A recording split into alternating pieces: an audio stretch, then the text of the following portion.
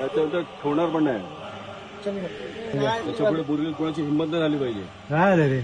हो इकडे आहो. रोज हा हेच करतो.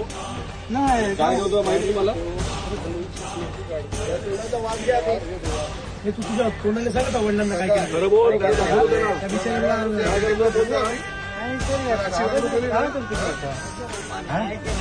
आनंदराव पवारच्या इकडे तिसरी घटना लक्षात येते बोरिवली.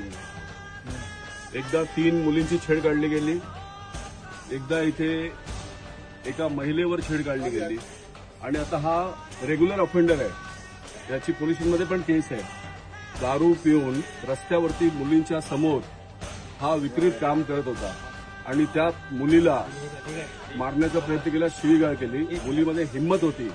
तिने याला पकडलं. तिथून आमचे कार्यकर्ते जात होते आणि याला पकडलं गेलं. आता पण दारूच्या नशेत आहे. बोरिवलीत आम्ही असं बर्दाश्त करत नाही. आज तर वरचे कपडे काढले. याच्या पुढे जर बोरिवली कोणी अशी केली तर नागरा करून मिरवणूक काढून एवढं बोलतो. पोलिसांना विनंती करतो, मुलींची सुरक्षा ही टॉपमोस्ट प्रायोरिटी असली पाहिजे.